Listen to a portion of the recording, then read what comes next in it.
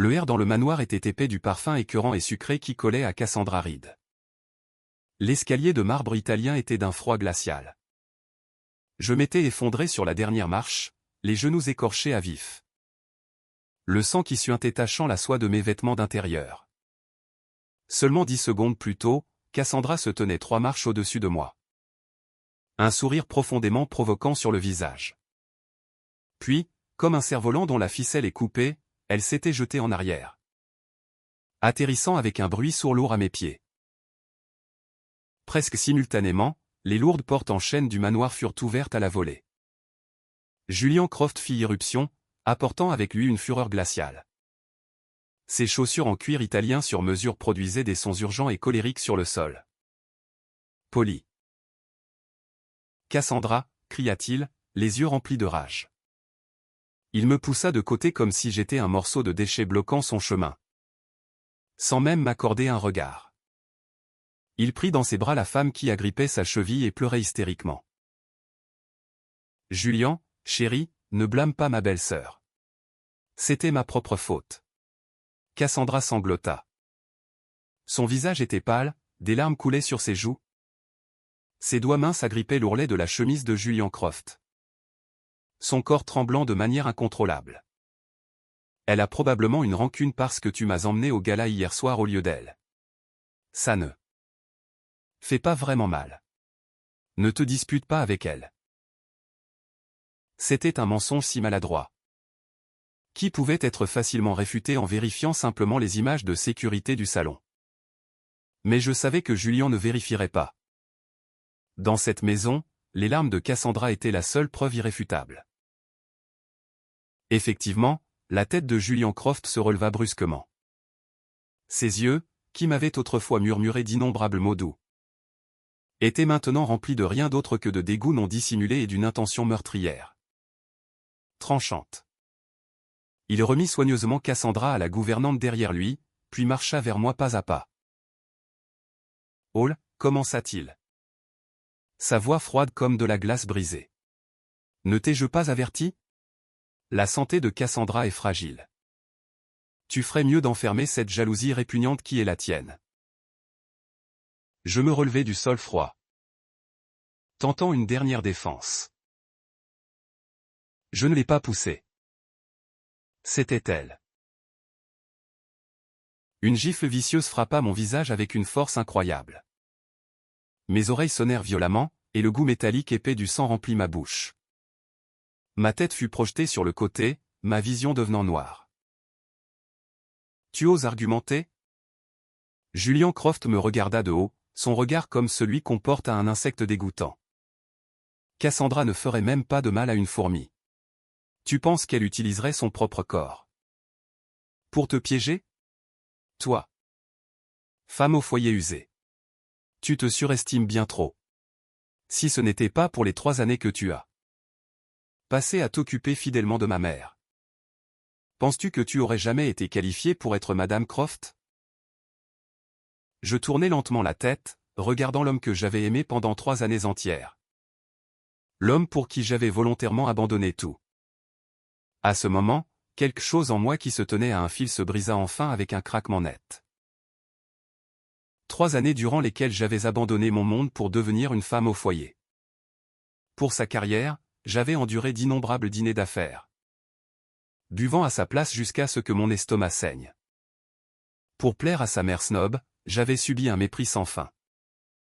Je pensais que si j'étais assez douce, assez patiente, je pourrais finalement réchauffer ce cœur de pierre froide. Comme c'était risible. Totalement risible.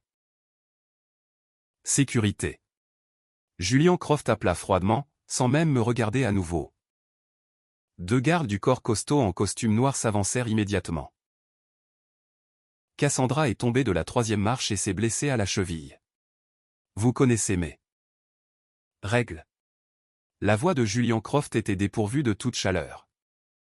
Hall, puisque tu ne peux pas contrôler tes mains, je vais t'apprendre ce que sont les règles de la famille Croft. Avant que je puisse réagir, l'un des gardes du corps m'avait déjà donné un coup de pied vicieux dans le côté. Un bruit sourd étouffé et écœurant résonna dans le hall. Je ne ressentis même pas la douleur. Juste un engourdissement suffocant qui se répandit dans tout mon corps. Je fus projeté comme une poupée de chiffon, m'écrasant durement contre la table basse en bois de rose coûteuse. Le service à thé en porcelaine vintage dessus se brisa. Les fragments tranchants s'enfoncèrent profondément dans mon bras. Puis vint le deuxième coup de pied et le troisième craquement. J'entendis clairement le son de mes propres os se brisant. Une douleur extrême et écrasante déferla enfin sur moi comme une vague de marée. Ma vision se brouilla et une sueur froide trempa instantanément mes vêtements. Je me recroquevillai sur le sol comme une crevette mourante. Chaque respiration s'accompagnait d'une agonie déchirante dans mes poumons. Une douceur métallique monta dans ma gorge. J'ouvris la bouche et un jet de sang mêlé à ce qui semblait être des fragments de mes organes internes fut vomi, éclaboussant le tapis shaggy blanc immaculé. C'était une vue choquante. Julian Croft se tenait là à regarder tout cela avec une expression vide. Ses yeux contenant une pointe de satisfaction. Cassandra, cachée dans les bras de la gouvernante, arborait un sourire froid et triomphant. Je ne sais pas combien de temps passa avant que les gardes du corps s'arrêtent enfin. Je gisais dans une flaque de mon propre sang sans la force de lever ne serait-ce qu'un doigt. Julian Croft s'approcha de moi, sortit un chéquier de sa veste et signa une série de chiffres avec un geste ample. Il jeta ensuite le chèque à mon visage comme s'il lançait une pièce à un mendiant. Le papier fin racla une coupure sur ma joue, apportant une nouvelle piqûre de douleur. Un os cassé, 5 millions de dollars. La voix de Julian Croft était comme un appel de la mort venant de l'enfer. C'était 8 coups de pied. Donc 8 côtes cassées. Ces 40 millions servent à acheter ton silence. Prends l'argent et avale-ce. Qui s'est passé aujourd'hui? Si j'entends ne serait-ce qu'un murmure dehors qui est défavorable à Cassandra, je prendrai ta vie. Le chèque glissa de mon visage, taché de mon sang, et tomba sur le sol. Je fixai la série de zéros, ma vision se brouillant. 40 millions. Mes 3 années de dignité, de jeunesse et de dévouement étaient maintenant piétinées sous ses pieds avec une étiquette de prix. De 40 millions de dollars. Je ne pleurais pas. Mes yeux ne devinrent même pas rouges. Quand la douleur atteint son zénith, quand le désespoir atteint son pic. Ce qui suit est une clarté froide et transcendante. Julian Croft. Je parvins à sortir un son rauque et brisé de ma gorge, utilisant chaque once restante de ma force. Ces 3 dernières années de dévouement, je les ai vraiment gaspillées sur un chien. Le sourcil de Julian Croft se fronça brusquement. Comme s'il n'avait pas prévu que j'oserais répondre à un moment comme celui-ci. Il ricana.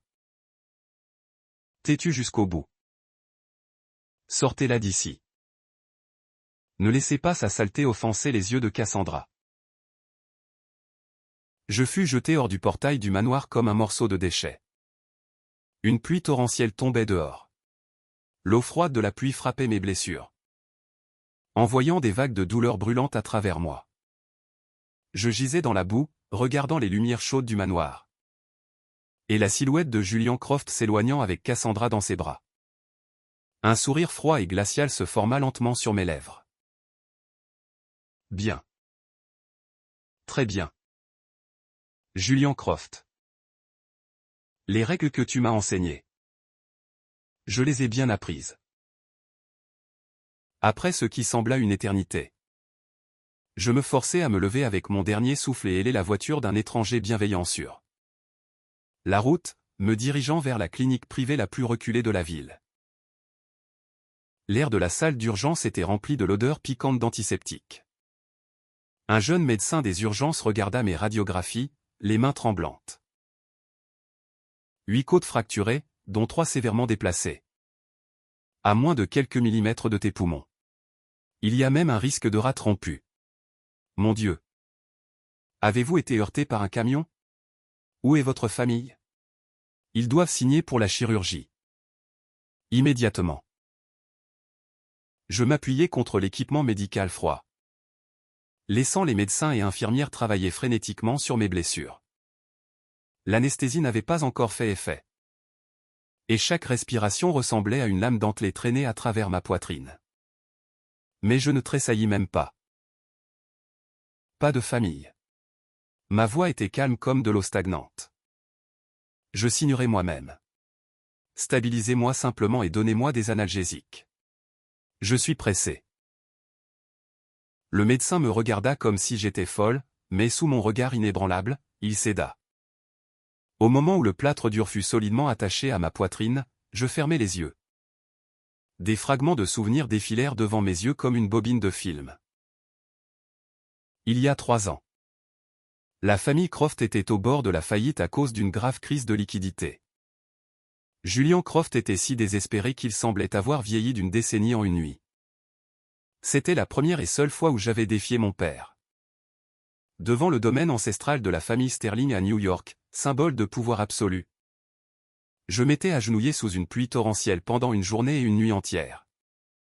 Seulement quand mon front saignait et que mes genoux avaient perdu toute sensation avais-je obtenu le capital de démarrage qui sauva la famille Croft de la ruine. J'avais caché mon identité en tant qu'unique héritière de la dynastie Sterling. Un pouvoir clandestin aux racines remontant aux barons voleurs. Leur influence tissée dans le tissu même de la finance et de l'industrie mondiale. Je l'avais épousée sous l'apparence d'une femme ordinaire.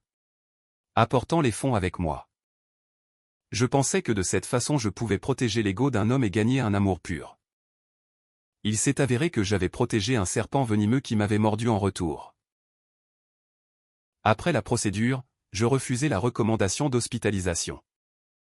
Assise sur le lit d'hôpital et avec la main qui n'était pas attachée à une perfusion. Je sortis de ma poche un téléphone satellite noir non marqué spécialement crypté. Je n'avais pas allumé ce téléphone depuis 3 ans. Au moment où j'appuyais sur le bouton d'alimentation, la faible lumière de l'écran illumina mon visage pâle. Le son de la connexion du signal fut strident dans la pièce silencieuse. Je composais le seul numéro dans mes contacts. Le téléphone sonna une seule fois avant d'être répondu. Jeune demoiselle, une voix âgée mais remplie d'une autorité immense vint de l'autre bout. Teintée d'un tremblement et d'une joie extatique incompressible. En arrière-plan. Je pouvais même entendre le son de quelqu'un renversant un verre dans son excitation. Arthur, dis-je, regardant le ciel nocturne noir comme poids. Ma voix légère comme une plume. Pourtant portant assez de poids pour mettre la ville entière de Denver à genoux. Viens me chercher. J'ai fini de jouer. Oui. Mademoiselle Sterling. Je m'occuperai personnellement des arrangements dans les 30 minutes. Non. Dans les 15 minutes. La flotte privée de jets de la famille Sterling aura ses voies de vol dégagées pour vous. La voix d'Arthur était déjà étouffée par les larmes.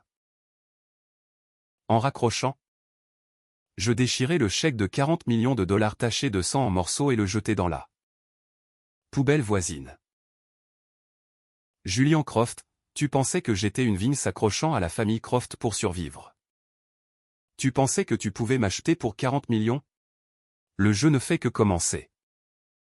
À partir de maintenant, je ne suis plus la femme au foyer longtemps souffrante et inactive, Vance. Je suis Sarafina Sterling, l'unique héritière de la dynastie Sterling de New York. Le cauchemar vivant auquel même tes plus puissants soutiens inclineraient la tête. Le lendemain matin, le ciel au-dessus de Denver s'éclaircit, la lumière du soleil perçant. À l'intérieur du manoir Croft. Julian Croft coupait élégamment un œuf frit à la table du petit déjeuner. Cassandra Reed était assise à côté de lui, versant du lait dans son verre avec une douceur écœurante.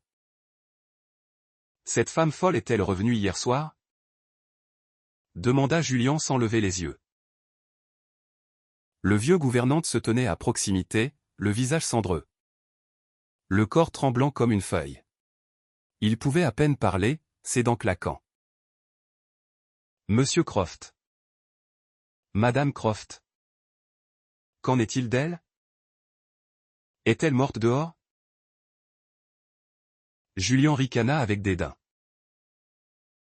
Si elle est morte dehors. Tant mieux. Ça m'épargne le nettoyage. Emballez toutes ces affaires et jetez-les. Ne laissez pas Cassandra être dérangée par leur vue. Mais le gouvernant avala difficilement. De la sueur froide dégoulinant sur le tapis. Toutes les affaires de Madame Croft ont disparu. Pas seulement ses vêtements et bijoux, mais même sa brosse à dents, ses serviettes. Même toutes les images de sécurité de la maison où elle apparaissait ont été complètement effacées. C'est comme si cette personne n'avait jamais existé dans cette maison. La main de Julian tenant la fourchette se figea. Son sourcil se fronça profondément. De quelle bêtise parles-tu? Les images de sécurité ont été effacées. C'est une femme au foyer. Qui peut à peine utiliser une application de covoiturage? Comment pourrait-elle avoir de telles compétences? C'est vrai, Monsieur Croft. La voix du gouvernant trembla, et il dut s'appuyer contre une chaise pour se stabiliser. Le visage cendreux. Et à 5 heures du matin ce matin.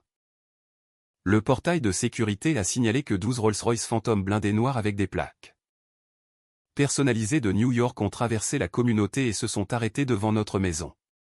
Des dizaines d'hommes en costume noir sont sortis et ont vidé toutes les affaires de Madame Croft en moins de 3 minutes. La scène était si intimidante que les voitures de police de la ville ont seulement observé de loin. Elles n'ont pas intervenu. Le couteau et la fourchette de Julian cliquetèrent sur son assiette. Plaque consécutive de New York, Rolls-Royce Phantom blindé. Ce n'était pas un niveau d'influence que l'élite d'un marché de taille moyenne comme Denver pouvait même toucher. C'était le genre d'étalage réservé aux vrais titans au sommet de la pyramide. Le genre qui trempait même dans les zones grises du monde. Deviens-tu sénile? Julian se leva d'un bond, le visage sombre. Mais un éclair de panique imperceptible traversa ses yeux. Oh! Cette pauvre femme d'un orphelinat. Comment pourrait-elle possiblement être connectée à des gens de New York? Je jure que je l'ai vu clairement. L'homme en tête. Je ne l'ai vu qu'une fois dans une émission financière hautement exclusive, dit le gouvernante, sa voix presque brisée par la peur. Ils n'ont rien cassé, monsieur. Ils ont simplement disparu avec chaque trace d'elle. Julian fixa d'un regard vide l'escalier vide. Le sentiment de supériorité qu'il avait toujours ressenti de l'avoir sous son emprise eut soudain une fissure irréparable. Une terreur sans nom commença à se répandre dans son cœur. Pendant ce temps, à 1000 miles de là dans la ville de New York, l'air était teinté de l'odeur de vieil argent et d'acajou poli. J'étais allongé dans la baignoire massive à température contrôlée du domaine de la famille Sterling, qui occupait un étage entier. L'eau chaude infusée d'huiles essentielles apaisantes de première qualité lapait mon menton, apaisant chaque nerf tendu. L'humilité et l'humiliation de la ravance s'estompaient lentement avec les ondulations. La porte de la salle de bain s'ouvrit doucement. Un vieil homme s'appuyant sur une canne en bois de rose aux cheveux blancs mais à l'aura imposante entra. Il était le patriarche d'un empire commercial mondial et aussi mon père, Harrison Sterling. Il se tint près de la baignoire, regardant les horribles ecchymoses encore violettes sur mon dos et mes côtes, que même l'équipe médicale de pointe ne pouvait complètement effacer. Ses yeux devinrent instantanément rouges. Les veines sur le dos de la main tenant la canne saillirent. Ma fille, ma précieuse fille, à qui je n'ai jamais élevé la voix. Traité ainsi pour une telle ordure sans valeur. Harrison Sterling frappa sa canne sur le sol. Le sol en marbre émit un craquement qui faisait sursauter le cœur. Tout le monde souterrain de la ville tremblerait probablement à ce son. Je me levai lentement de l'eau, permettant aux deux servantes à côté de moi de draper doucement une robe de soie sur mes épaules. Je me tournai, regardant les yeux rougis de mon père. Et un sourire faible mais glacial toucha mes lèvres. Père. Je me suis ridiculisé. Considère cela simplement comme une leçon que j'ai payée au cours des 3 dernières années. Je marchai jusqu'à la fenêtre du sol au plafond, regardant en bas la jungle d'acier onirique et étendue en dessous. Ma voix était calme comme si je discutais du temps. Mais puisque la leçon a été payée, il est temps de collecter des intérêts. Je me tournai vers Arthur. Mon regard était plus tranchant que jamais. Arthur. La compagnie de Julian Croft à Denver. Où est son plus grand flux de financement? Arthur s'inclina respectueusement. Jeune demoiselle. Tous les projets principaux actuels de la famille Croft sont soutenus par notre division 2. Capital risque de Sterling Industries. Cela était à l'origine selon vos instructions pour le soutenir secrètement. Très bien. Je serrai la ceinture de ma robe de soie, ma voix résonnant d'autorité. À partir de maintenant. Coupez tous les flux de capitaux vers la famille Croft. Je veux que Croft Industries soit un cadavre. Dans les 7 jours. Je veux que Julian Croft vienne me supplier à genoux. Le climat à Denver changea avec une vitesse à couper le souffle en 48 heures. Au début, Julian Croft ne prit pas la panique du gouvernant au sérieux. Dans son cerveau bourré d'arrogance et de fierté de nouveau riche. Olvance était juste une femme au foyer usé qui ne pouvait même pas reconnaître les marques de haute couture et ne savait que faire de la soupe dans la cuisine. Plaque consécutive de New York, Rolls-Royce blindé. C'était probablement cette stupide femme utilisant le chèque de 40 millions qu'il lui avait donné pour engager quelques acteurs de troisième ordre pour monter un spectacle. Essayant de le faire se sentir coupable ou effrayé. 40 millions étaient assez pour qu'elle gaspille un moment. Julian s'assit dans son bureau exécutif, qui surplombait la majeure partie de la skyline de Denver. Et ricana en jetant un dossier sur son bureau. Cassandra Reed était assise sur son canapé en cuir coûteux, feuilletant contentement les derniers catalogues de marques de luxe, laissant échapper de temps en temps des soupirs délicats d'admiration. Cependant, le ricanement de Julian ne dura pas longtemps. À 10 heures du matin, l'interphone du bureau commença à sonner urgemment. Son assistant exécutif fit irruption dans le bureau sans frapper. Ses cheveux habituellement impeccables en désordre, le visage pâle. « Monsieur Croft, nous avons un gros problème. » La voix de l'assistant se brisa de panique. « Je viens de raccrocher avec Legal. Sterling Industries a officiellement retiré son offre pour le prêt-relais de 3 milliards de dollars pour le projet East Denver. Il cite une violation de la Section 11 sous-section B de l'accord préliminaire. Un rapport mineur de diligence environnementale que nous avons déposé avec un jour de retard le mois dernier. » Julian se leva d'un bond, renversant sa tasse de café. Un retard d'un jour. C'est une excuse classique. Les contrats étaient pratiquement signés. Appelle leur représentant maintenant. Je ne peux pas le joindre. L'assistant avala, tenant sa tablette. Et monsieur. Ça empire. Le Wall Street Journal vient de publier un article principal questionnant la liquidité de notre entreprise maintenant que l'accord Sterling s'est effondré. En même temps, quelqu'un a initié une attaque massive de vente à découvert sur nos actions. Elles ont déjà baissé de 15% en la dernière heure. Chaque investisseur panique et vend. C'est un assaut coordonné, une guerre sur plusieurs fronts. Ce n'était pas un drapeau rouge magique. C'était une prise de contrôle stratégique magistrale utilisant les outils du marché. Les failles juridiques, l'influence médiatique et la guerre financière. Toutes les banques et partenaires n'allaient pas seulement couper les liens. Elles rappelleraient leurs prêts pour se sauver de la faillite imminente. C'est impossible. Julian saisit frénétiquement le téléphone du bureau et composa la ligne directe du représentant de Sterling à Denver, un numéro dont il était fier d'avoir. Une voix féminine calme et inconnue répondit. Sterling Industries, bureau de Denver. Comment puis-je vous aider? Le représentant qu'il connaissait était déjà parti. Il essaya à nouveau, toujours indisponible. Une sueur froide trempa instantanément le costume italien sur mesure à 6 chiffres de Julian. Son empire commercial vanté.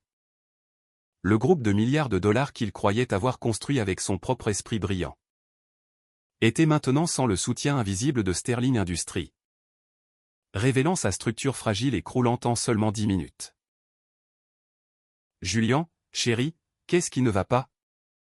Cassandra posa son catalogue et s'approcha en talons hauts, essayant de lier son bras au sien. Ce n'est qu'un investisseur. Nous pouvons en trouver un autre. Ne m'avais-tu pas promis de m'emmener à New York acheter ce collier en diamant rose édition limitée? Ma cheville fait encore mal. J'ai besoin de me détendre. Éloigne-toi de moi. Julien repoussa violemment Cassandra. Ses yeux injectaient de sang comme une bête acculée. Il n'avait pas de temps pour les colliers en diamant rose maintenant. Sans les fonds vitaux de Sterling, les actions de Croft Industries chuteraient d'ici le matin. Le lendemain, les créanciers envahiraient son bureau. Préparez le jet. Contactez l'aéroport immédiatement. Je vais à New York. Je dois voir le décideur principal de Sterling en personne. Julien rugit, s'accrochant à sa dernière paille. Cassandra, poussée de côté, eut un éclair de venin dans les yeux. Mais il fut rapidement remplacé par une expression pitoyable. Julien, chéri. Je viendrai avec toi. Je connais quelques mondaines là-bas. Peut-être que je peux aider. Julien n'était pas en état de refuser. Il traîna Cassandra avec lui et embarqua sur le vol en première classe pour New York cette nuit-là. La ville de New York, la métropole qui ne dort jamais. Son air toujours épais de l'odeur luxueuse d'argent, de pouvoir et de désir. Au sommet d'un hôtel emblématique sur Central Park South. À l'intérieur d'un restaurant 3 étoiles Michelin avec une politique stricte d'invitation. Seulement sur adhésion, des lustres en cristal réfractaient une lumière éblouissante. Un seul repas ici coûtait plus que le salaire d'une personne moyenne pour 10 ans. Je portais une robe de velours noir simple mais exquisément taillée faite sur mesure par un designer français légendaire et m'assis tranquillement sur un sofa dans la meilleure salle privée du restaurant. Les blessures à mes côtes n'avaient pas complètement guéri. Une respiration un peu plus profonde apportait une douleur sourde et tirante. Un rappel de cette nuit pluvieuse il y a quelques jours seulement. Mais mon expression était aussi sereine qu'une sculpture de jade. Arthur se tenait respectueusement un demi-pas derrière moi. Plus loin, 4 gardes du corps se tenaient comme des statues en costume noir. Bien que leur costume ne soit pas marqué. Chaque mouvement subtil exsudait un professionnalisme glacial. C'était l'aura d'homme qui avait vu de vrais combats, qui avait rampé hors de piles de morts. Jeune demoiselle, selon vos instructions. Les lignes de vie financière de la famille Croft ont toutes été coupées. Cette banque à Denver ont initié des procédures de recouvrement il y a une demi-heure. Rapporta Arthur d'une voix basse, s'inclinant légèrement. Je soulevai la tasse de thé exquis devant moi. Effleurant doucement la surface sans même lever les yeux. Trop lent. Dis-leur que s'il reste une seule senteur de liquidité dans les comptes de la famille. Croft d'ici minuit ce soir. Leurs présidents de banque n'ont pas besoin de se présenter au travail demain. Oui. Jeune demoiselle. Juste à ce moment, une agitation surgit à l'entrée du restaurant. Monsieur, madame, je suis terriblement désolé. Mais c'est un établissement privé sur invitation seulement. Vous ne pouvez pas entrer sans réservation et carte de membre. La voix polie mais ferme du maître d'hôtel dit. Ouvrez vos putains d'yeux et voyez qui je suis. Je suis le PDG de Croft Industries de Denver. J'ai plus qu'assez d'argent sur mes comptes. Donnez-moi la meilleure table immédiatement. Le rugissement grossier de nouveau riche de Julien Croft était discordant dans le restaurant calme. Et élégant. Pour avoir même une chance de tomber sur un exécutif sterling ici. Julien avait payé un pot de vin important à un manager junior juste pour atteindre l'entrée. Mais il était encore bloqué hors de la zone principale de restauration. Cassandra s'accrochait au bras de Julien. Ses yeux balayant les serveurs avec dédain tandis qu'elle regardait autour. Soudain, son regard traversa un écran et se verrouilla sur moi. Elle se figea un moment. Comme si elle ne pouvait pas croire que la femme au foyer usé qu'elle avait piétinée, dont 8 côtes avaient été cassées, apparaîtrait dans un établissement de haut niveau dont elle ne pouvait que rêver d'entrer. Mais alors, quand elle vit la robe de velours incroyablement luxueuse bien que non marquée que je portais. Et la vaisselle en or massif sur la table devant moi. Une vague de jalousie intense et de venin tordit son visage. Julian, chéri, regarde qui c'est. Cassandra cria, tirant le bras de Julian et pointant dans ma direction. C'est cette, je savais ce qu'elle a fait avec tes 40 millions. Elle s'est enfuie à New York. Pour engager un gigolo et prétendre être une mondaine. Julian suivit son doigt. Quand il vit mon visage, il fut d'abord choqué, puis consumé par une rage immense. Dans son esprit, il agonisait sur la faillite imminente de sa compagnie. Tandis que la femme qu'il avait jetée vivait la grande vie. Dépensant son argent dans un endroit où il ne pouvait même pas entrer. C'était l'insulte ultime pour lui en tant qu'homme, en tant que supérieur. Julian poussa le maître d'hôtel de côté et marcha vers moi, son visage un masque de fureur. Cassandra suivit de près, ses talons au claquant. Son visage éclairé par l'excitation de démasquer quelqu'un. « Ara, toi sans vergogne !» Cassandra hurla. Sa voix stridente résonnant à travers le restaurant tandis qu'elle se précipitait en avant. « Tu utilises l'argent de Julian pour jouer le rôle d'une riche madame.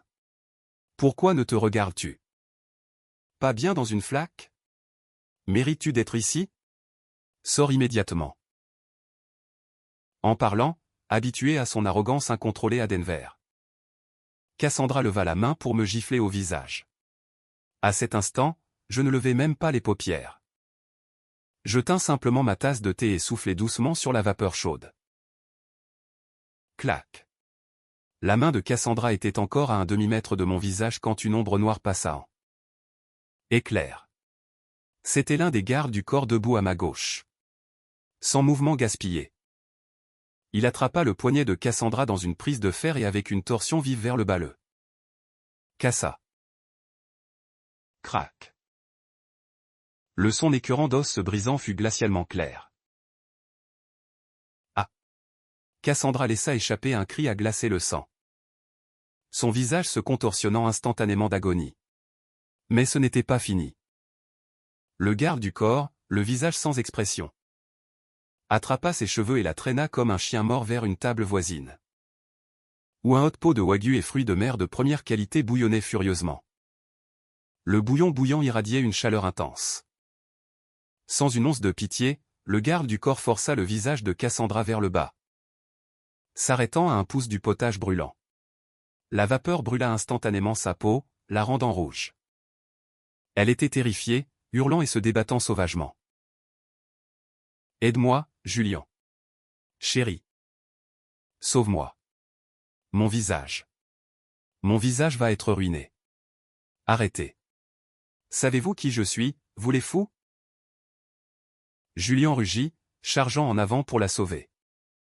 Mais il avait à peine fait un pas avant qu'un autre garde du corps ne donne un coup de pied à l'arrière de son genou. Boum. Les genoux de Julian s'écrasèrent durement sur le sol en marbre. Comme si ses rotules avaient été brisées. Une grande main appuya sur l'arrière de son cou, le clouant au sol, incapable de bouger. Toute la séquence se produisit en moins de 3 secondes. Les deux, qui avaient été si arrogants moments auparavant, étaient maintenant cloués au sol comme des chiens errants. Les dîneurs environnants, loin d'être alarmés, jetèrent seulement un regard casual avant de continuer leur repas élégant. Dans les cercles les plus élevés de New York. C'était un sort assez commun pour ceux qui ne reconnaissaient pas et offensaient un vrai puissant. Je posai enfin ma tasse de thé. Le son de la porcelaine rencontrant la table fut net et clair.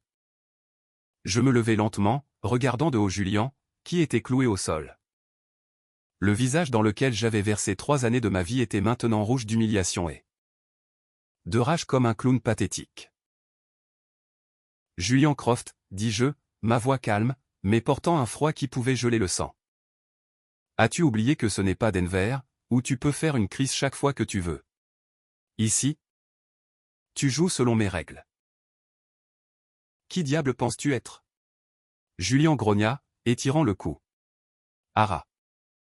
Penses-tu qu'engager quelques voyous te rend invincible? Tu dépenses mon argent. Crois-tu que je ne Vais pas appeler les flics sur toi tout de suite? Je ne pus m'empêcher de rire. C'était un rire rempli de pitié et de dérision. Ton argent? Je marchai vers lui, le velours noir de ma robe effleurant son visage trempé de sueur. As-tu encore de l'argent sur tes comptes? Ce prêt-relais de 3 milliards est-il jamais arrivé? Les pupilles de Julien se contractèrent violemment. Il me fixa comme s'il voyait un fantôme. Le dernier fil de santé mentale dans son esprit se brisa. Toi. Comment sais-tu pour les 3 milliards, balbutia-t-il, sa voix avec terreur. C'était toi. Tu as fait ça. Impossible. Tu n'es qu'une orpheline. Comment pourrais-tu possiblement avoir de l'influence sur Sterling Industries? Je ne répondis pas à sa question. Au lieu de cela, je me penchai légèrement, regardant Cassandra, qui était clouée près du hot-pot. Si terrifiée qu'elle avait perdu le contrôle de sa vessie. À Denver, tu utilisais ton pouvoir pour intimider les autres. Pour lui plaire. Tu as fait casser 8 de mes côtes. Je me redressai, mon regard comme si je regardais 2 cadavres. À New York, je n'ai pas besoin de faire étalage de mon poids parce que je suis le poids. Je fis un signe de la main. Les gardes du corps les jetèrent dehors comme des déchets. Arthur. Fais désinfecter cette zone par la sécurité. L'odeur est insupportable. Je me rassis sur le sofa. Mon ton aussi indifférent que si j'avais juste écrasé 2 mouches. Julian Croft fut traîné hors de l'hôtel emblématique par la sécurité comme un chien mort. La pluie dehors était forte, l'eau froide trempant son costume coûteux. À côté de lui, Cassandra agrippait son poignet cassé, sanglotant comme une femme folle. Sur le chemin du retour vers leur hôtel, le téléphone de Julian n'arrêta jamais de sonner. À chaque appel, son visage devenait plus pâle. Monsieur Croft, le projet East Denver a été arrêté. Les ouvriers protestent. Bloquant la porte principale. Monsieur Croft. L'IRS audite la compagnie. Il passe en revue les livres des 3 dernières années. Monsieur Croft. Le conseil d'administration a conjointement exigé votre retrait et poursuit des actions légales. Contre vous. Chaque information martelait un fait, la famille Croft était finie. L'empire autrefois puissant de milliards de dollars avait été écrasé en poussière en quelques heures. Par une force terrifiante et écrasante qui ne jouait selon aucune règle. Dans son désespoir, Julian s'accrocha frénétiquement à un dernier faible espoir. Il refusa de croire qu'Hall avait fait cela. Il préférait croire qu'elle avait été prise comme maîtresse par un exécutif haut placé de Sterling. Et avait murmuré du poison à son oreille. S'il pouvait juste rencontrer le vrai pouvoir derrière Sterling. S'il était prêt à s'agenouiller et à se prosterner, il devait y avoir une issue. Le lendemain matin, la tempête n'avait pas diminué. Dans Midtown Manhattan, devant le siège de Sterling Industries. Une paire de tours jumelles noires qui perçaient les nuages. La zone grouillait de sécurité armée. Un garde tous les 3 pas, un poste tous les 5. C'était si serré qu'une mouche ne pouvait pas entrer. Julian se tint sous la pluie pendant 3 heures entières. Il essaya de forcer l'entrée et fut repoussé par la sécurité avec des matraques électriques. Laissé à se recroqueviller sur le trottoir comme un chien errant. Il était couvert de boue, ses cheveux autrefois parfaitement coiffés collés à son front. Les yeux vides. Il ne ressemblait en rien à la star montante du monde des affaires de Denver. Soudain, une série de commandes vives résonna du bâtiment. Tout le personnel de sécurité devant l'entrée principale se mit instantanément au garde-à-vous. Formant 2 longues lignes solennelles. Une flotte de plus d'une douzaine de Rolls-Royce Phantom blindés noirs avec plaques consécutives. De New York déchira la pluie, s'arrêtant en douceur devant le bâtiment. Les portes s'ouvrirent. Des dizaines d'exécutifs Sterling. Des hommes que Julian aurait normalement dû programmer un rendez-vous 6 mois à l'avance pour voir. Se précipitèrent maintenant dans la pluie comme les plus humbles des serviteurs. Sans même prendre de parapluie. Ils se alignèrent de chaque côté des voitures et s'inclinèrent profondément. Bienvenue, présidente. Le cri assourdissant traversa l'averse, secouant Julian de sa stupeur dans le coin. Il releva brusquement la tête, les yeux fixés sur la Rolls-Royce de tête. Un pied dans une chaussure à talons haut sur mesure sortit. Puis un visage qu'il connaissait trop bien, maintenant froid comme la glace, apparut à la vue de tous. C'était Lara. Non, maintenant elle était Sarafina Sterling. Elle portait un tailleur noir puissamment taillé drapé d'un manteau en cachemire pur noir. Son regard était impérieux. Tout son être rayonnant de l'aura d'une dirigeante qui détenait le pouvoir de vie et de mort. Les exécutifs Sterling, titans du monde des affaires, n'osaient même pas respirer trop fort en sa présence. Le cerveau de Julian court-circuita complètement. Un sentiment sans précédent d'absurdité et de terreur s'enroula autour de son cœur comme une vipère. Impossible. C'est impossible. Il marmonna pour lui-même. Il se releva en trébuchant de l'eau boueuse et comme un homme qui avait perdu l'esprit. Brisa la ligne de sécurité, s'effondrant à environ 15 pieds de Sarafina. Ara. Quel tour as-tu utilisé? As-tu vendu ton corps à un vieil homme chez Sterling pour te venger d'eux? Moi? Tu t'es abaissé à devenir la maîtresse de quelqu'un. Julian hurla, essayant d'utiliser les accusations les plus venimeuses pour masquer sa propre réalité en ruine. Les visages des exécutifs Sterling environnants pâlirent. Ils regardèrent Julian comme s'il était déjà un homme mort. Les gardes du corps s'avancèrent immédiatement, le clouant au sol. Un genou appuya durement dans sa colonne vertébrale, ne lui laissant aucune place pour lutter. Sarafina s'arrêta. Un parapluie noir fut instantanément ouvert au-dessus de sa tête, la protégeant du vent et de la pluie. Elle inclina légèrement la tête, son regard baissé, regardant froidement le Julian vermiforme se prosternant à ses pieds. Son regard ne contenait ni colère, ni ressentiment, seulement une indifférence pure écrasant l'âme. Comme si elle regardait un grain de poussière insignifiant. Julian Croft, tu es vraiment pathétiquement stupide, dit Sarafina lentement, sa voix calme. Mais chaque mot un poignard au cœur. Penses-tu vraiment que tout le monde dans ce monde est comme toi?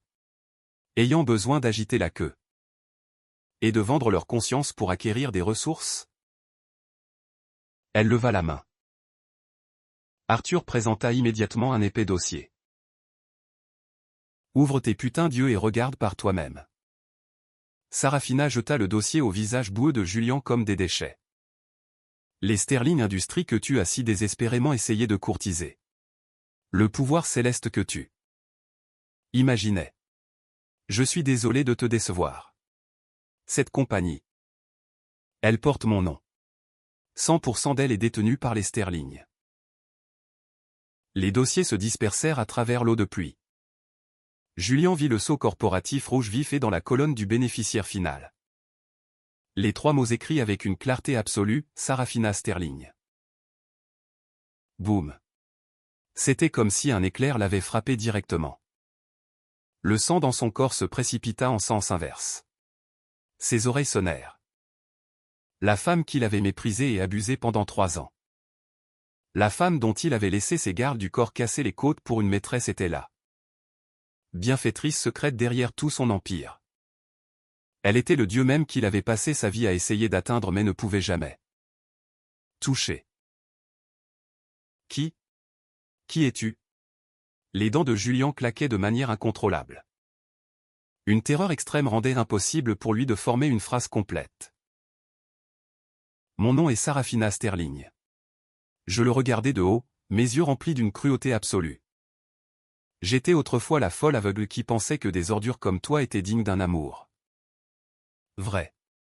Mais maintenant je suis réveillé. Tu aimes parler de règles, n'est-ce pas? Dans le monde du capital, je suis les règles. Je ne le regardais plus. Je me tournais et montais les marches. Racheter toutes ses dettes. Ma voix résonna dans le hall caverneux, portant le poids d'une sentence de mort irréfutable. Je le veux vivant. Je veux qu'il se réveille chaque matin dans la terreur que j'ai créée pour lui. Jouez avec lui lentement. Ne le laissez pas mourir trop vite. Julian Croft fut jeté par les gardes comme une pile de boue à côté d'une bouche d'égout. Il gisait mou sur le sol, fixant la tour noire qui symbolisait le pouvoir absolu et laissa échapper un hurlement bestial. Désespéré. Les jours qui suivirent furent le vrai début de l'enfer pour Julian Croft. Il était piégé à New York. La famille Sterling ne restreignit pas sa liberté ni ne confisqua son passeport. Mais aucune compagnie aérienne ne lui vendrait un billet. Aucun hôtel ne lui donnerait une chambre. Lui et Cassandra, qui avait aussi un bras cassé, ne pouvaient que se blottir dans la location la plus délabrée et puante dans une partie en décomposition de Queens. Pire que l'environnement était la torture mentale qui arrivait ponctuellement chaque matin. À 6 heures du matin, la porte en bois délabrée de la location était frappée. Un coursier sans expression livrait sans faute une enveloppe pure noire haut de gamme. À l'intérieur il n'y avait rien d'autre qu'un seul film de radiographie. C'était la radiographie des 8 côtes cassées d'Ara. Dans l'image en noir et blanc, les os fracturés et déplacés étaient comme des épines tranchantes, poignardant brutalement les nerfs déjà fragiles de Julian. Le premier jour où il le reçut, Julian déchira le film en morceaux, maudissant follement. Le troisième jour, il regarda les fractures choquantes sur le film et commença à trembler neurotiquement. Le cinquième jour, quand le coursier frappa à la porte, il se recroquevilla dans un coin comme un rat effrayé, couvrant ses oreilles de ses mains et laissant échapper un cri perçant, n'ayant même pas le courage d'ouvrir la porte. Le coup écrasant de l'écart massif d'informations. La terreur d'être joué comme une souris par un chat qui pouvait le tuer à tout moment détruisit complètement les dernières défenses psychologiques de Julian Croft. Et Cassandra, qui souffrait avec lui, arracha enfin son masque d'hypocrisie en réalisant que Julian était maintenant une épave sans le sou. Julian Croft. Toi ordure inutile. Tu disais que tu pouvais faire un retour. Je meurs de faim avec toi. Rends-moi ma jeunesse. Dans la pièce exiguë et humide, Cassandra utilisa sa bonne main pour griffer furieusement le visage de Julian. Les yeux de Julian étaient injectés de sang. Il attrapa Cassandra par le cou, la clouant contre le mur moisi et rugit à travers les dents serrées. Si ce n'était pas pour toi. Toi qui provoques constamment des problèmes. Si tu n'avais pas insisté pour la piéger. Serais-je fini comme ça? Tu m'as ruiné. Tu as ruiné toute la famille Croft. Les deux, comme des chiens enragés, luttèrent sur le sol jonché de déchets, déchirant les blessures les plus douloureuses de l'autre, exhibant les aspects les plus laids de la nature humaine. C'était ce que je voulais. Les dépouiller de tous leurs ornements externes et les laisser se retourner l'un contre l'autre dans la misère la plus misérable, luttant pour la survie. Dans la suite présidentielle de l'hôtel, je regardais les images de surveillance qu'Arthur avait fournies sur l'écran. Les deux qui étaient autrefois si puissants à Denver étaient maintenant en train de se mordre comme des rats dans un égout. Il n'y avait pas une ride d'émotion dans mes yeux. Jeune demoiselle. C'est seulement la deuxième étape, dit Arthur respectueusement. Je sais. Je levai un verre de Romanée Conti rouge rubis, le faisant tourner doucement. Pour tuer une personne, il faut d'abord écraser son esprit. Libère l'enregistrement. Laisse-le voir quel genre de personne est vraiment son bien-aimé, pour qui il a tout perdu. Je pris une gorgée de vin rouge. Le liquide, comme du sang frais, fondit dans ma bouche, laissant un goût amer doux. Julian Croft. Tu penses que c'est le désespoir? Non. Le spectacle ne fait que commencer. La location à la limite de Queens voyait rarement la lumière du jour. L'air était épais de la puanteur fétide d'égouts bouchés et de moisissures humides. Julian Croft était étalé comme une pile de boue sur un matelas taché de graisse et de taches douteuses. Son visage couvert de griffures sanglantes de Cassandra. Cassandra était partie. L'après-midi où elle confirma qu'il ne pouvait même pas se permettre un bol de soupe wonton. Elle avait sans hésitation pris le dernier objet de valeur qu'il possédait. Une montre mécanique et s'était enfuie de la pièce puante comme si elle échappait à une peste. La faim et la douleur sourde dans ses côtes firent dériver la conscience de Julien. Juste alors, un digne aigu brisa le silence. C'était un smartphone noir qui avait été coincé sous la porte à un moment donné. L'écran s'alluma soudain, sa faible lumière bleue étrangement brillante dans la pièce sombre. Julien rampa comme un zombie, et ramassa le téléphone. Il n'y avait pas d'écran de verrouillage, seulement un fichier audio clignotant. Avec un doigt tremblant, il appuya sur play. « Oh, monsieur Davison.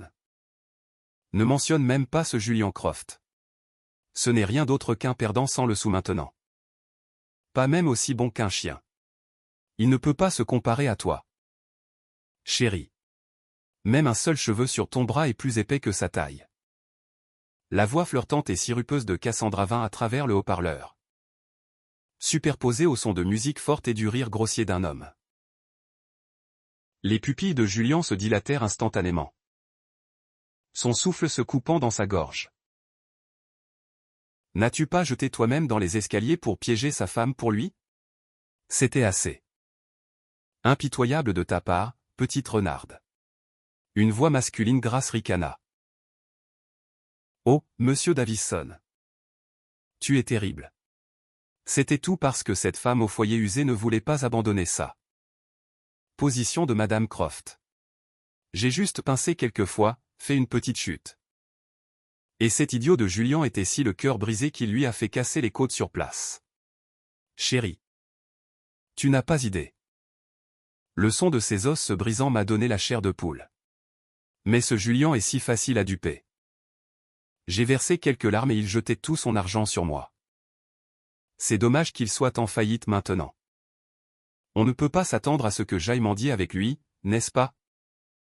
À partir de maintenant, je suis tout à toi, monsieur Davison. » Ce gamin Julian Croft agissait toujours si hautain à Denver. Je n'aurais jamais pensé qu'il était juste un idiot de classe mondiale joué par une femme. L'enregistrement se termina abruptement, laissant un écho sans fin de moquerie dans la petite pièce. Ordure. Julien agrippa sa gorge, se penchant sur le lit et vomissant violemment à sec. Il n'y avait rien dans son estomac sauf de la bile jaune aigre. Une nausée extrême. Une fureur et une humiliation tournoyèrent dans ses entrailles comme un couteau rouillé et moussé. C'était tout faux. Tout. La pure innocente petite sœur qu'il avait chérie, dont il avait peur de parler fort. L'amour fragile idéalisé pour qui il avait jeté sa propre femme en enfer.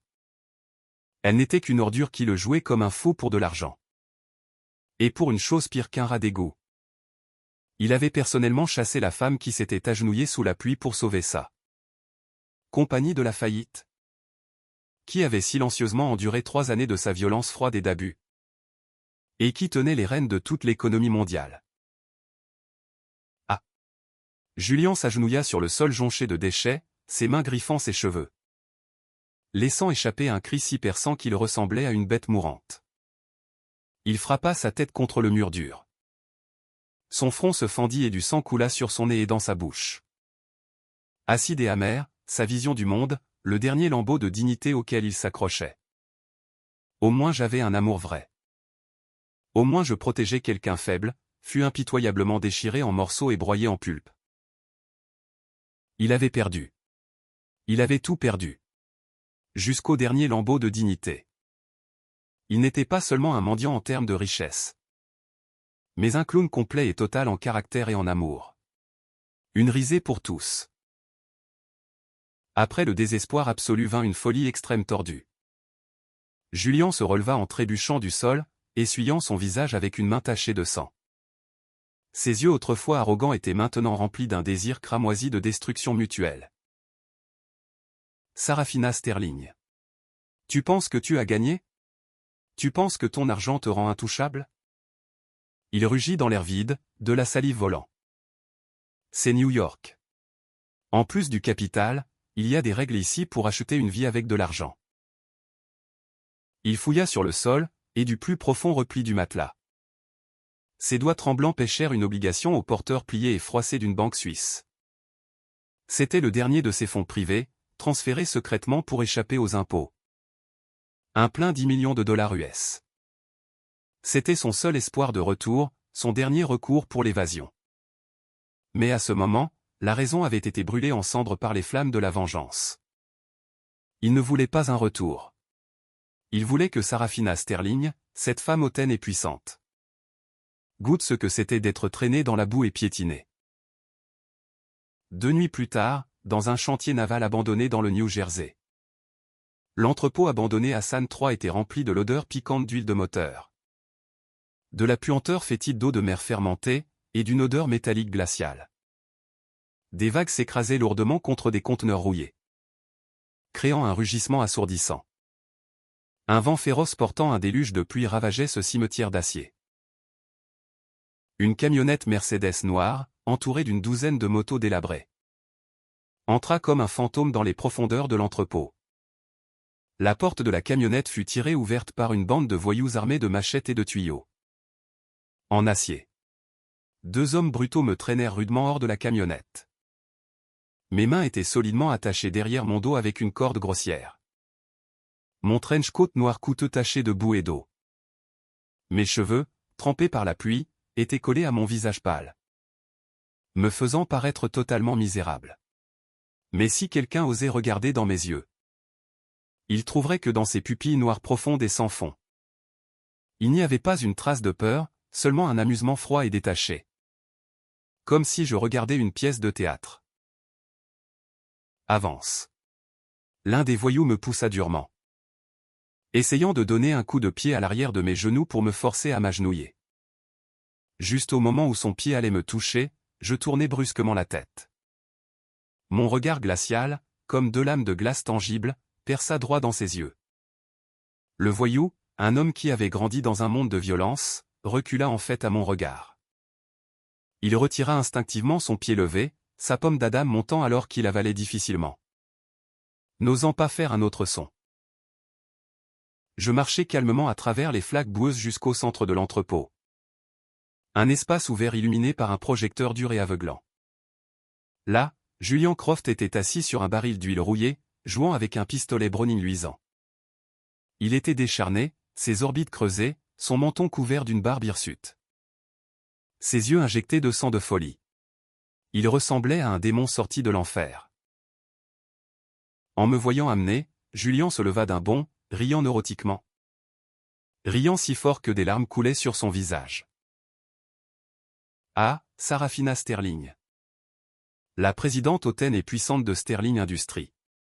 Tu penses que tu es intouchable. N'est-ce pas? Tu penses que tu peux mettre ma compagnie en faillite d'un seul mot? Julian agita le pistolet, marchant vers moi pas à pas. Il appuya le canon directement contre mon front. Le métal froid était net contre ma peau dans la nuit pluvieuse. Regarde-toi maintenant. Ne ressembles-tu pas juste à une chienne en laisse? Je le regardai silencieusement, laissant la pluie couler de mes cils. Une courbe moqueuse sur mes lèvres. Julian Croft. Est-ce ta dernière carte maîtresse de 10 millions de dollars?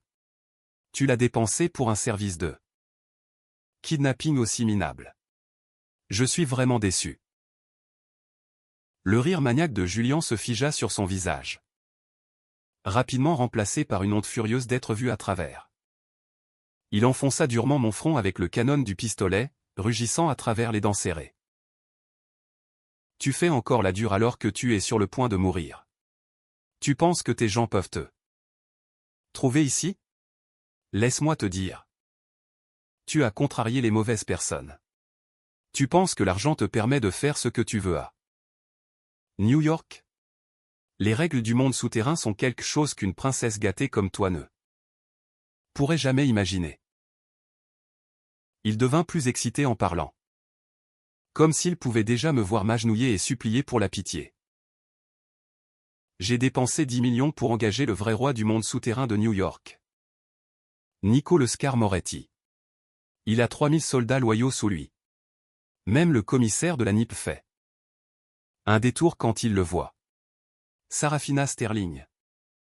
Ton capital vaut moins qu'un paix devant le pistolet de Nico. Vraiment? J'inclinai légèrement la tête, évitant sa salive fétide. Mon ton est calme comme si je discutais du menu du dîner. Alors tu ferais mieux de prier que ce Dieu que tu as invoqué ait une forte colonne vertébrale. Mon attitude le rendit complètement furieux. Il leva la main comme pour me gifler vicieusement comme il le faisait à Denver. Arrête. Juste alors, un ordre vif vint de dehors la grande porte en fer de l'entrepôt. Il fut suivi du son lourd synchronisé de bottes militaires sur le sol. Un son qui noya le rugissement des vagues. Des centaines d'hommes à l'air féroce portant des débardeurs noirs révélant d'extensifs tatouages. Et portant des mitraillettes fabriquées aux États-Unis inondèrent l'entrepôt comme une vague de marée, poussant instantanément les voyous armés de machettes de côté. Ces hommes irradiaient le vrai parfum de poudre à canon et de sang. Leur présence si puissante que les voyous auparavant arrogants étaient trop effrayés pour même respirer. La foule se sépara comme la mer Rouge. Un homme d'âge moyen costaud en costume de soie blanche tenant un gros cigare entra flanqué de ses plus proches confidents avec une démarche qui possédait le monde. Une cicatrice hideuse courait du coin de son œil jusqu'à son menton. Alors qu'il mâchait son cigare, la cicatrice se tortillait comme une scolopendre vivante. C'était l'homme que Julian avait décrit. L'empereur du monde souterrain qui pouvait faire trembler New York. Nico le Scar Moretti. En voyant Nico, Julian mit immédiatement un sourire obséquieux, se précipitant pour l'accueillir comme un chien voyant son maître.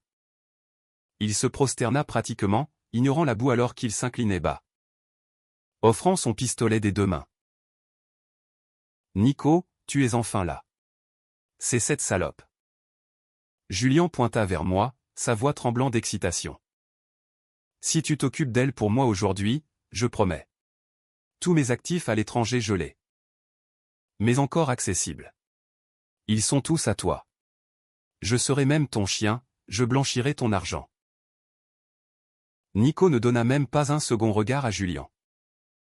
Il souffla impatiemment un épais nuage de fumée de cigare et creusa nonchalamment son oreille avec la main tenant le cigare. Si bruyant. Prends l'argent. Fais le travail. As-tu amené la personne? Je veux voir quelle princesse sans cervelle a osé toucher quelqu'un que je protège. Le regard de Nico dériva nonchalamment par-dessus l'épaule de Julian et tomba sur moi. Attaché au centre de la pièce. Au moment où ses yeux rencontrèrent mon regard froid et abyssal, le temps sembla se figer. L'expression arrogante de Nico se solidifia instantanément sur son visage comme s'il avait été transformé en pierre par Méduse. Le cigare cohiba inestimable dans sa bouche tomba de ses dents. Atterrissant avec un plop doux dans l'eau boueuse, ses braises instantanément éteintes.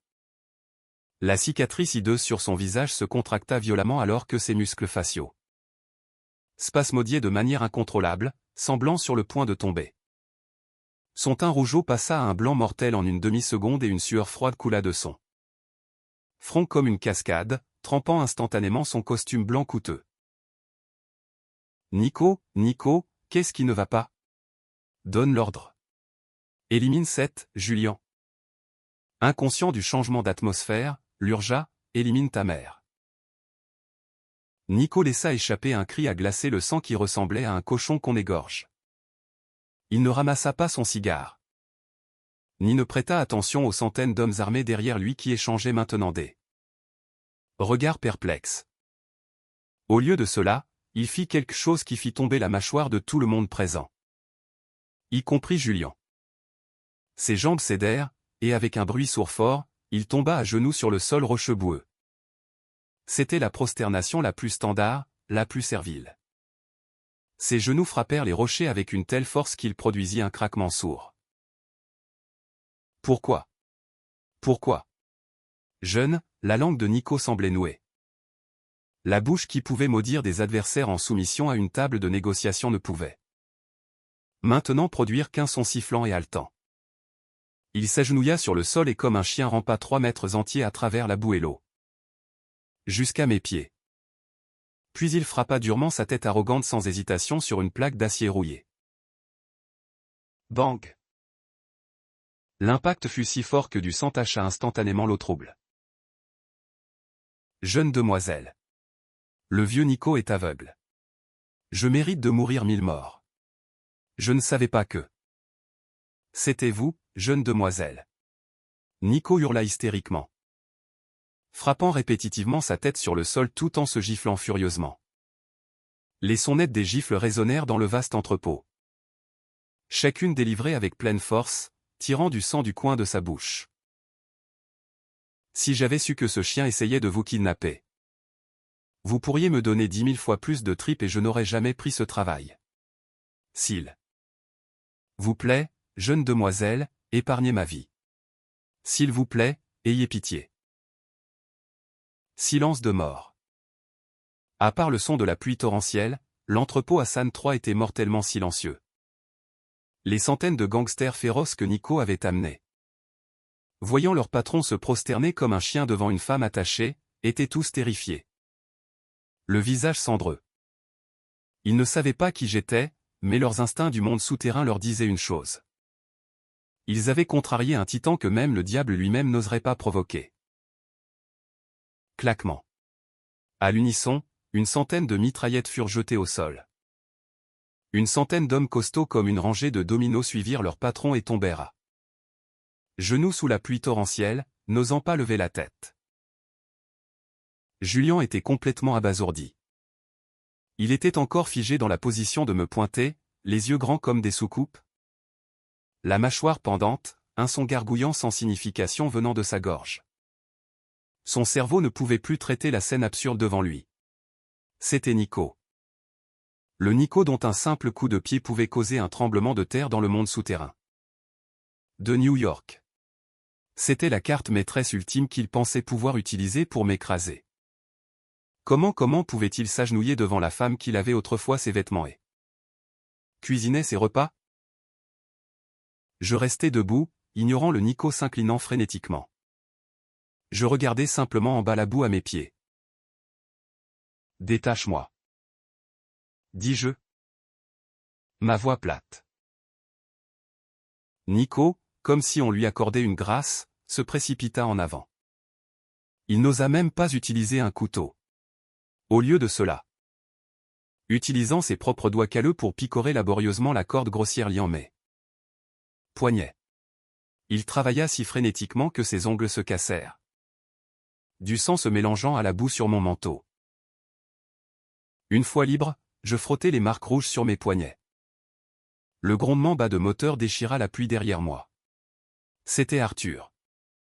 Avec la vraie force d'élite de Sterling, les nettoyeurs en costume noir et gants blancs, qui montraient rarement leurs armes, mais pouvaient facilement décider du sort de n'importe quel gang. Ils avaient silencieusement entouré tout l'entrepôt.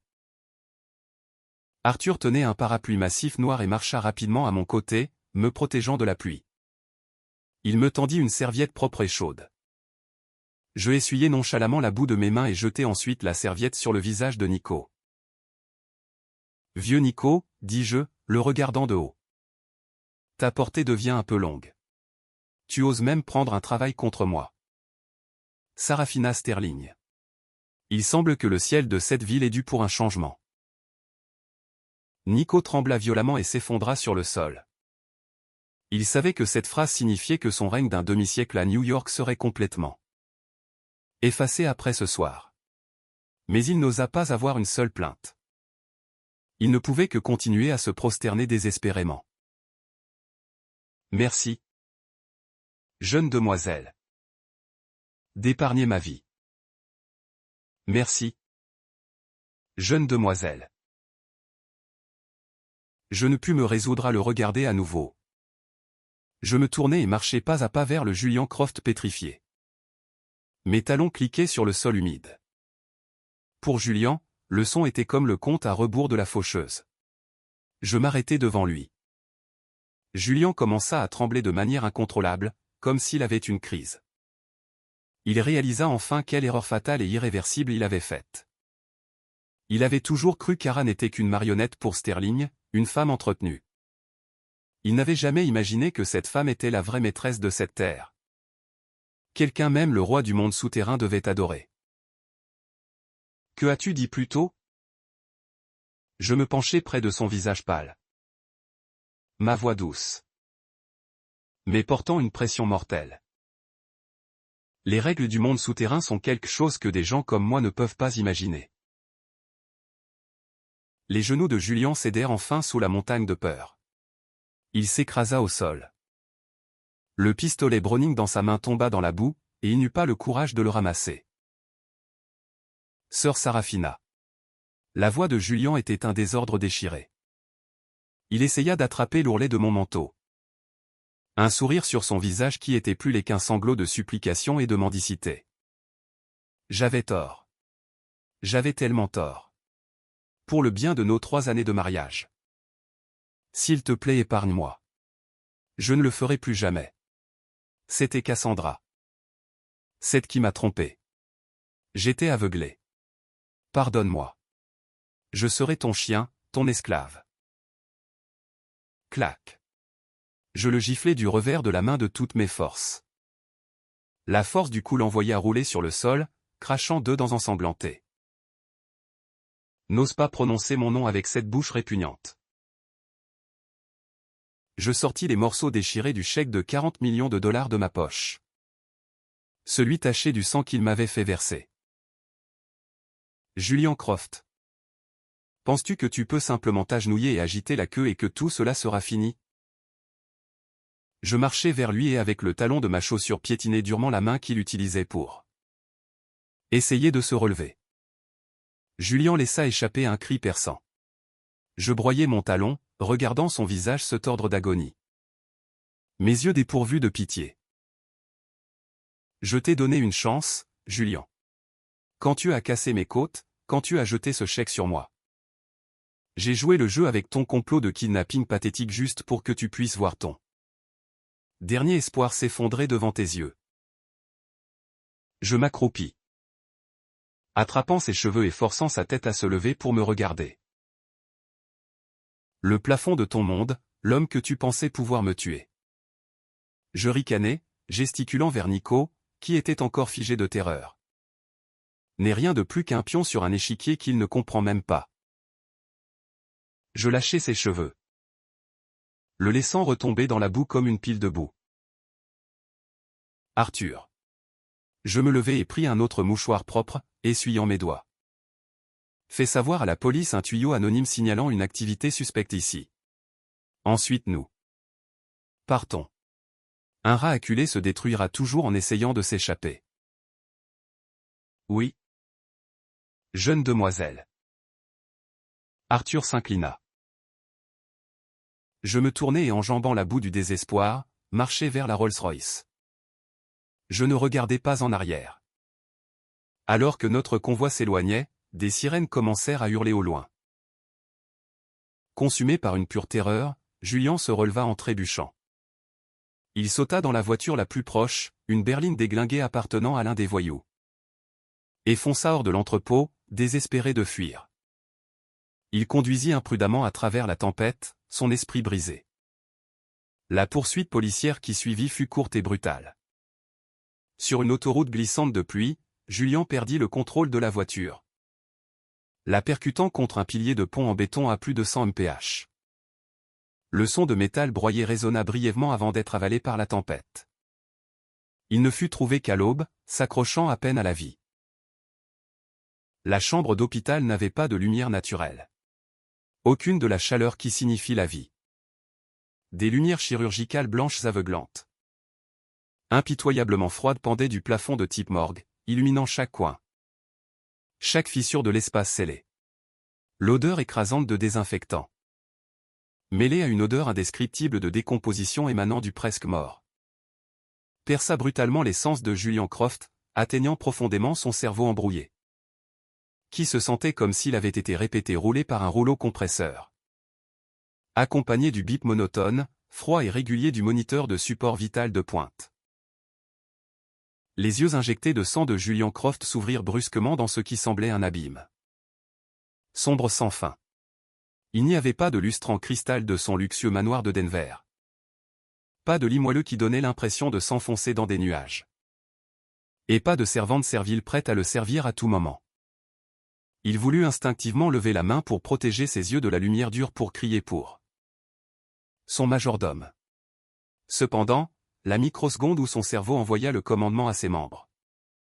Une douleur cataclysmique terrifiante au-delà de toute compréhension humaine éclata de chaque cellule, chaque terminaison nerveuse dans son corps, comme 10 000 volcans en éruption à la fois. C'était une douleur qu'aucun corps humain fragile ne pouvait endurer. Cela ressemblait à des milliers de scies barbelés rouillés traînés lentement à travers chaque articulation de son corps. Le moindre tressaillement musculaire déclencherait une série de convulsions qui le faisaient vouloir se mordre la langue.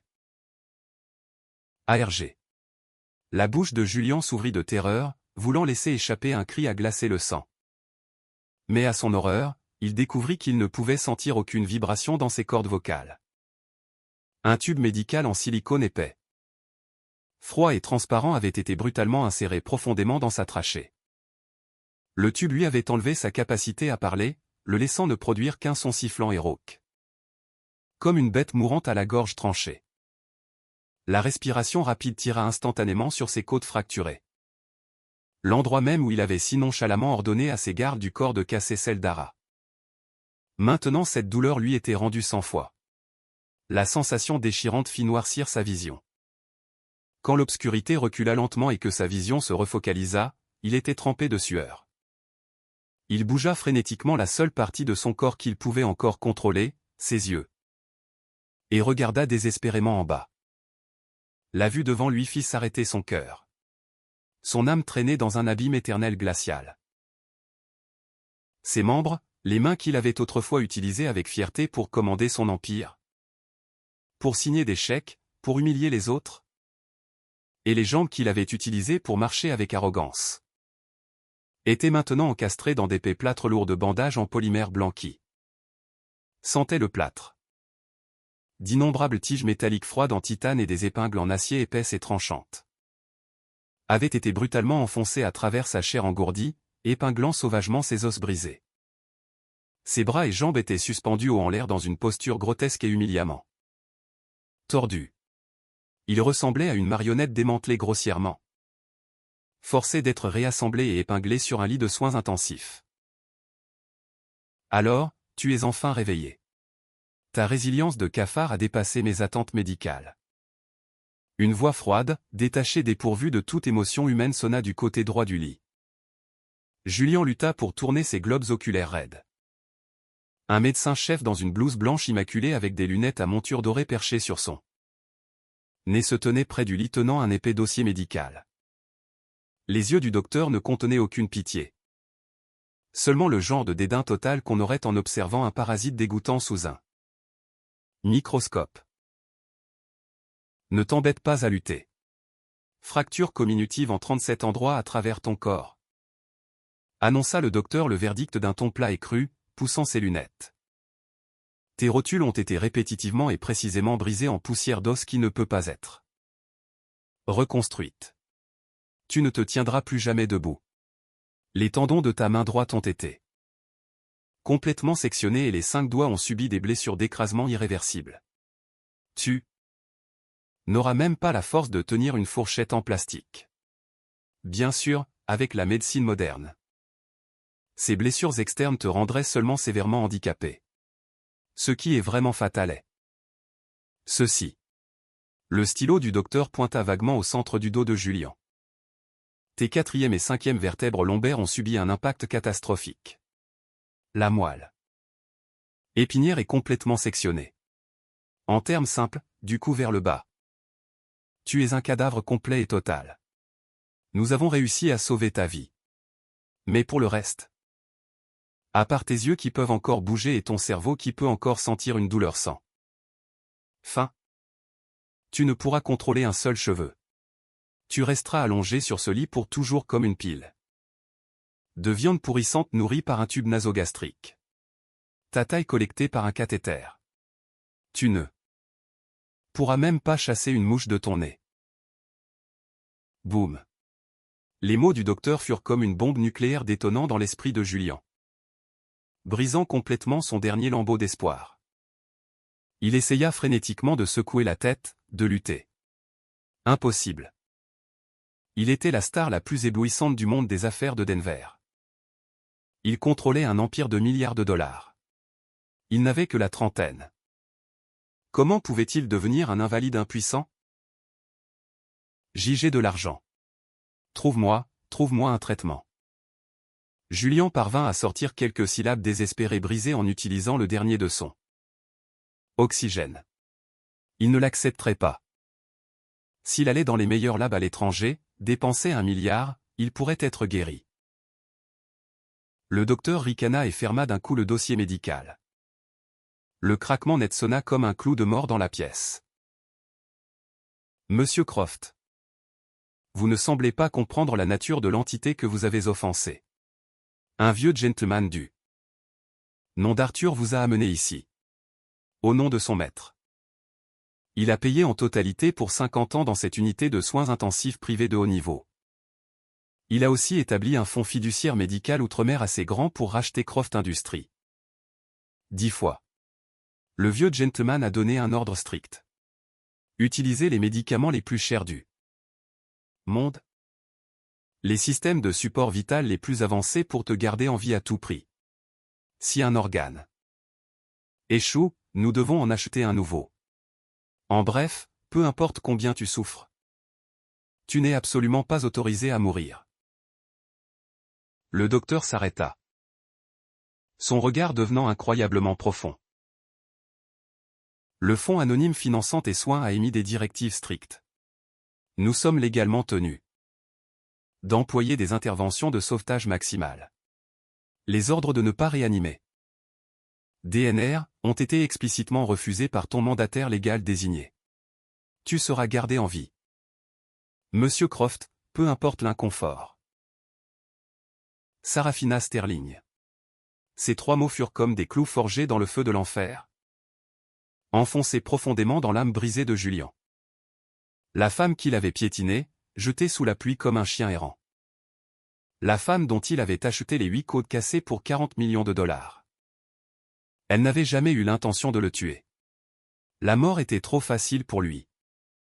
Elle avait utilisé ses ressources inimaginables pour le dépouiller de toute dignité et mobilité, le transformant en un cadavre vivant qui ne pouvait respirer qu'avec l'aide d'une machine. Tuez. Tuez-moi. Les yeux de Julian saillirent, un son guttural désespéré s'échappant de sa gorge. Je suis désolé. Nous n'offrons pas l'euthanasie. Et les gens dehors n'accepteraient jamais de te laisser partir si facilement. Le docteur appuya sur un bouton sur le mur.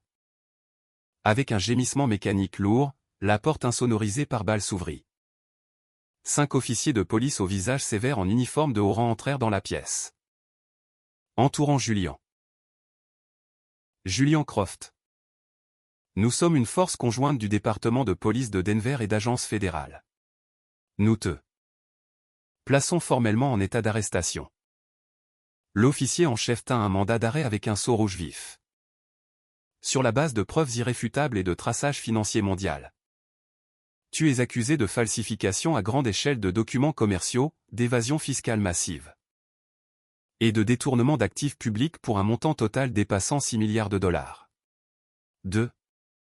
Plus, des preuves vidéo haute définition transférées de la NIP montrent que tu as répété engager des individus avec des liens syndicaux connus pour agression, détention illégale, et même tentative de kidnapping armé de la présidente de Sterling Industries.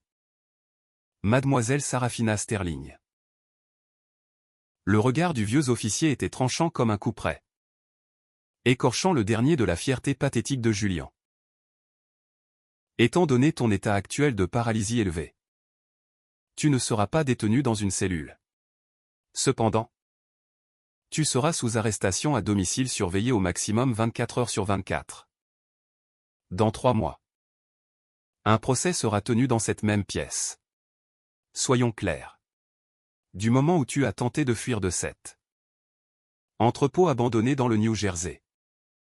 Chaque compte domestique, fiducie cachée outre-mer, propriété, voiture de luxe Et même tes obligations aux porteurs de banque suisse ont été légalement saisies par l'équipe juridique. Sterling est gelé par les tribunaux il y a plus de 2 semaines. Croft Industries a officiellement déclaré faillite et a été pleinement acquise par Sterling Industries.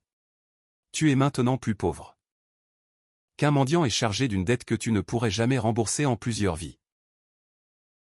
Avant que Julian puisse même halter pour respirer de ce coup dévastateur, un autre fauteuil roulant fut poussé dans la pièce.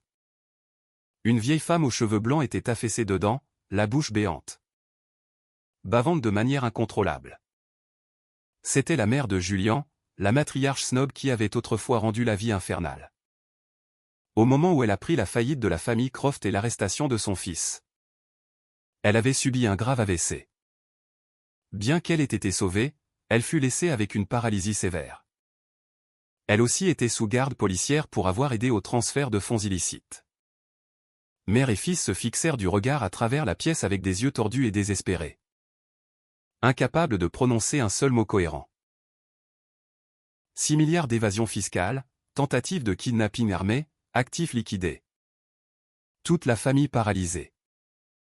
Cette annihilation complète et totale du physique au social sans espoir de récupération envoya le moniteur cardiaque de Julian dans une alerte rouge hurlante avant qu'il ne glisse dans un long coma sombre. Une image flasha clairement dans son esprit. La nuit orageuse il y a 3 ans. La femme nommée Alara s'agenouillant jusqu'à être contusionnée et ensanglantée devant le domaine Sterling pour sauver sa compagnie en ruine. S'il n'avait pas été si arrogant et ignorant. S'il avait montré ne serait-ce qu'un brin de sincérité et de respect en tant que mari. Il serait maintenant l'homme le plus envié dans tout l'empire commercial mondial. Mais le destin avait bouclé la boucle. Pour le prochain demi-siècle, il serait emprisonné dans ce lit de 3 pieds de large. Son cœur éternellement rongé par les serpents venimeux du regret. Pendant ce temps, au centre de détention pour femmes de Denver. Sous la lumière tamisée de la salle de visite, Cassandra Reed était assise comme un fantôme sans âme maintenu par 2 gardes de prison. Elle portait un uniforme de prison rayé rugueux. Ses cheveux autrefois longs jusqu'à la taille grossièrement coupés en une coupe-buzz inégale. La vitre pare-balles de la cabine de visite reflétait crûment les grandes cicatrices torduées. Inégales brun rougeâtre sur le côté droit de son visage. Les cicatrices permanentes laissées après que les brûlures du haut de peau soient devenues infectées et ulcérées.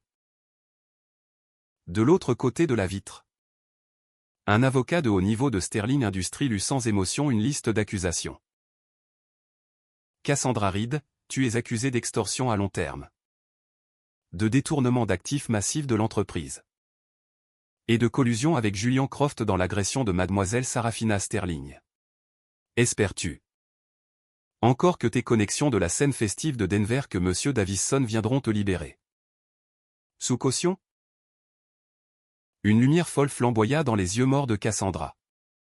Elle frappa sa bonne main gauche contre la vitre. Oui, Monsieur Davison, Monsieur Lee, ils m'ont promis. Tant que je les rendais heureux. Ils feraient n'importe quoi pour me protéger. Allez les chercher. J'ai des saletés sur eux. L'avocat donna un ricanement moqueur et tint un document avec plusieurs empreintes digitales rouges. Contre la vitre. Réveille-toi. Face au pouvoir vaste et écrasant de Sterling Industries. Les hommes que tu appelles. Tes connexions sont moins que des fourmis. Pour sauver leurs propres entreprises pathétiques d'être écrasées par la machine de guerre Sterling. Tout est soi-disant chéri de tes contacts téléphoniques se sont volontiers transformés en témoins contre toi le jour après ton arrestation. Monsieur Davison non seulement a fourni un compte détaillé de ton extorsion par séduction et drogue, mais a aussi volontairement soumis tous les enregistrements de toi instruisant Julian Croft sur comment transférer des actifs. Tu as été jeté dans l'égout comme un chiffon infecté par un virus. Sur la base des preuves, tu fais face à une peine de plus de 15 ans. Et avec 30 des meilleurs avocats de Sterling assignés à ton affaire, tu n'obtiendras pas une seule seconde de libération conditionnelle. Non. Impossible. Les muscles faciaux de Cassandra se contractèrent violemment. La grande cicatrice de brûlure suintant du sang, la faisant ressembler à un ghoul. Elle frappa sa tête chauve contre la vitre. Je veux voir Sarafina Sterling. Laissez-moi la voir. Je supplierai à ses pieds. Je serai son chien. Je ne veux pas aller en prison. Je ne veux pas être battu à mort en prison avec ce visage ruiné. L'avocat se leva froidement. Voir notre présidente. Tu n'es rien d'autre qu'un grain de poussière qu'elle a autrefois écrasé négligemment sous son talon. Même entendre ton nom une fois de plus souillerait ses oreilles. Prépare-toi à passer le reste de ta vie à fabriquer des plaques d'immatriculation. Espérons que tu sois aussi résiliente qu'un cafard et que tu vives pour voir ta date de libération. L'avocat se tourna et partit sans un regard en arrière, laissant Cassandra laisser échapper un cri perçant désespéré dans les murs froids et hauts. Ses compétences autrefois prisées de séduction n'étaient rien d'autre que des jouets en plastique, risibles face au pouvoir et aux ressources absolues. Et maintenant elle l'avait mené à sa ruine. Le temps vola sous la force purificatrice du pouvoir absolu. Une demi-lune plus tard, au cœur du CBD le plus prospère de Denver.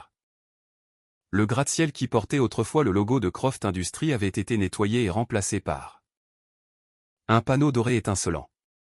Sterling Industries, quartier général de l'Ouest américain. À 7 heures du matin, un vent froid hurlait. Un vieil homme aux cheveux blancs et au dos sévèrement courbé, portant un vieux costume délavé, frissonnait sur la place.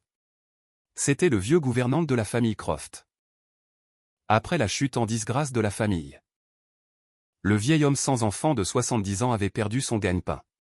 Désespéré, il avait vu une annonce pour un poste de commis d'entrepôt à l'entrée latérale du bâtiment et attendait depuis avant l'aube. Vieil homme, qu'est-ce que tu fais? Un jeune garde de sécurité en uniforme tout neuf sortit de sa cabine, agitant la main avec dédain. Va-t'en. Si tu m'en dis. Va sous le passage.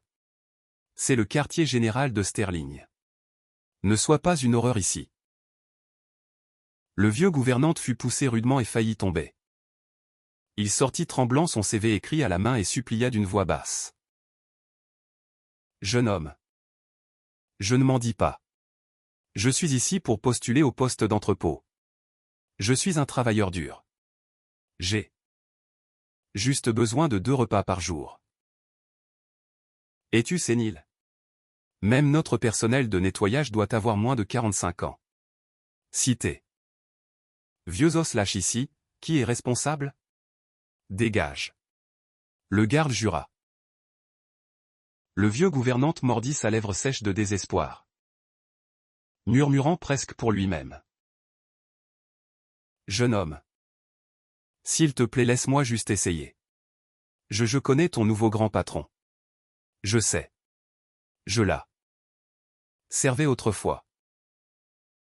Le garde se figea une seconde, puis éclata d'un rire fort et sans retenue. Ah! Vieil idiot. Tu es si désespéré pour un travail que tu es devenu fou. Tu connais notre présidente. Si tu connais la présidente, alors je suis le président des États-Unis. Dégage. Juste au moment où le garde sortait sa matraque en caoutchouc pour le retirer de force, un crissement perçant de frein coupa l'air. Un convoi de 6 Maybach blindés noirs avec plaques consécutives de New York, ignorant complètement les panneaux d'interdiction de stationner, roula agressivement sur la place en granit et forma un demi-cercle, bloquant l'entrée principale. Des dizaines de gardes du corps de haut niveau en costume noir et lunettes de soleil sortirent instantanément et ouvrirent les portes en parfait unisson. Puis les nouveaux cadres supérieurs nommés de la branche de Sterling à Denver se précipitèrent hors du bâtiment comme si leur queue était en feu, suant profusément. Le président de la branche courut vers le jeune garde de sécurité stupéfait, le visage violet de rage. Tu es viré. Fais tes bagages et quitte cette propriété avant que je te fasse arrêter pour intrusion. Il rugit, arrachant le badge du garde sur place. Espèce d'aveugle idiot. Comment oses-tu obstruer l'estimé invité de la présidente? Sous les regards choqués de tous présents, Arthur, le majordome en chef, qui était toujours aux côtés de Sarafina Sterling, habillé d'une queue de pied impeccable, sortit de la Maybach de tête. Il marcha rapidement vers le vieux gouvernant habillé de manière miteuse, sourit chaleureusement, et prit les mains tremblantes du vieil homme dans les siennes. « Mon cher vieil ami, tu as été lésé. » La voix d'Arthur était douce et pleine de respect. « La jeune demoiselle a pensé à toi à New York. Le vent à Denver est trop froid. Elle m'a envoyé voler ici toute la nuit pour te ramener à la maison. Un domaine privé dans les Hamptons a déjà été préparé pour toi. À partir de ce jour, une fiducie de plusieurs millions de dollars a été établie à ton nom avec une équipe médicale privée. 24 heures sur 24. Pour le reste de ta vie, personne n'osera plus jamais te laisser souffrir. » Les yeux troubles du vieux gouvernant se remplirent instantanément de larmes d'incrédulité. Ses lèvres tremblèrent, incapable de former une phrase complète. Et le garde qui avait été renversé au sol avait depuis longtemps souillé son pantalon de terreur, s'effondrant en un tas. Il savait que sa carrière dans tout l'ouest des États-Unis était complètement finie. À 1000 miles de là dans Midtown Manhattan, au sommet des tours jumelles Sterling. Je me tenais devant la fenêtre du sol au plafond dans un tailleur blanc pur fait sur mesure pour femme. Je regardais le moniteur alors qu'Arthur escortait en sécurité le vieux gouvernant dans la voiture. Une chaleur douce apparaissant dans mes yeux. Dans ce monde, les amis par beau temps sont à la douzaine. Mais les vrais alliés sont rares. Dans ces 3 années avec la famille Croft, quand j'étais aussi basse que la poussière, quand mes côtes étaient cassées et que j'étais jeté sous la pluie, il était le seul qui ne m'a pas donné de coup de pied alors que j'étais à terre. Mais au lieu de cela s'est caché derrière une porte et a pleuré pour moi. Cette gentillesse, Sarafina Sterling, ne l'oublierai jamais. Je me tournai et donnai un ordre à mon équipe d'assistants derrière moi. Prenez tous les actifs liquides générés de l'acquisition et du démantèlement de Croft Industries. Pendant cette période, établissez une fondation caritative spécialisée mondiale. Son nom sera Project Chrysalis. Formez une équipe juridique pro bono composée des meilleurs avocats du monde. Créez des abris secrets de haut niveau. J'utiliserai cet argent sale pressé de Julian Croft pour sauver inconditionnellement les femmes qui souffrent de violences domestiques et font face à des blocages économiques sans nulle part où se tourner. Je veux que tous les abuseurs tremblent au nom de Project Chrysalis. Je serai leur armure la plus forte et leur soutien le plus ferme. Alors que la nuit tombait, la ville entière de New York se transforma en une mer d'étoiles scintillantes. L'hôtel emblématique fut entièrement réservé par Sterling Industries. 3 artères principales étaient sous contrôle de circulation. Des centaines de gardes du corps lourdement armés en noir se tenaient en garde. Ce soir, les prédateurs absolus au sommet du monde des affaires étaient rassemblés ici. Les ressources qu'ils contrôlaient pouvaient petite nation. Mais à ce moment ils étaient tous assis tranquillement et nerveusement dans le hall de banquet. Magnifiques, leurs regards fixés avec révérence sur la scène principale. Parce que ce soir était le couronnement de la nouvelle tête de la famille Sterling. Celle qui avait écrasé la star montante de Denver avec la force d'un coup de tonnerre. À 20 heures précises, les centaines de lustres en cristal dans le hall furent éteints. Un seul projecteur blanc froid et éblouissant frappe à l'extrémité du tapis rouge. Je marchais dans le faisceau de lumière avec une démarche stable et composée qui portait un poids oppressif absolu. Je ne portais pas une robe de soirée élaborée, mais un costume de velours noir minuit fait sur mesure par un tailleur parisien légendaire. Sur mon revers gauche était une broche de rose en or noir Sterling sculptée d'un seul diamant noir, rare, émettant un lustre fatal. Mes longs cheveux étaient impeccablement coiffés, révélant une mâchoire tranchante. Lara, qui jouait autrefois la femme au foyer docile, était morte complètement cette nuit orageuse. Celle qui se tenait devant eux maintenant était la vraie dirigeante qui détenait le pouvoir de vie et de mort. Sarafina Sterling. Je marchais le long du tapis rouge jonché de pétales vers le lutrin en acajou. Chaque pas de mes talons hauts sur le tapis semblait atterrir sur les cœurs de l'auditoire. Juste au moment où j'allais parler, un vieux magnate de l'expédition arrogant.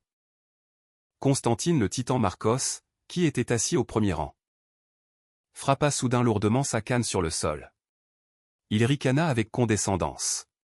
« Fils Sterling, tes méthodes sont agressives. Tu as annihilé toute la famille Croft à cause d'un homme. Il y a des règles non écrites. Nous ne brûlons pas toute la forêt pour attraper un lapin. C'est mauvais pour les affaires. N'as-tu pas peur des répercussions ?» Le hall tomba dans un silence de mort. Tout le monde retint son souffle, attendant de voir comment la nouvelle reine réagirait. Je m'arrêtai et regardai de haut Constantine Marcos, un arc glacial se formant sur mes lèvres. Je ne me mis même pas en colère. Je claquai simplement des doigts. Un assistant s'avança immédiatement et tendit une tablette au vieux magnate. L'écran montrait que dans les 10 dernières minutes, l'équipe de guerre financière de Sterling Industries sur Wall Street avait utilisé un levier terrifiant pour shorter précisément les actions de la compagnie principale d'expédition de Marcos. Le prix de l'action avait déjà chuté de 30%. Le visage de Constantine Marcos passa instantanément de rougeaud à cendreux. La main tenant sa canne trembla violemment. Ses lèvres frémirent, incapables de prononcer un autre mot. Mauvais pour les affaires. Je plaçai une main sur le microphone. Mes yeux noirs profonds balayant tout le hall avec un froid conquérant du monde. C'est une règle de votre système obsolète. Un système taché du sang des faibles. Je ne suis pas ici aujourd'hui pour m'expliquer à vous. Je suis ici pour réécrire les règles. Ma voix était comme une épée tirée. Vous êtes tous habitués à piétiner la dignité avec de l'argent.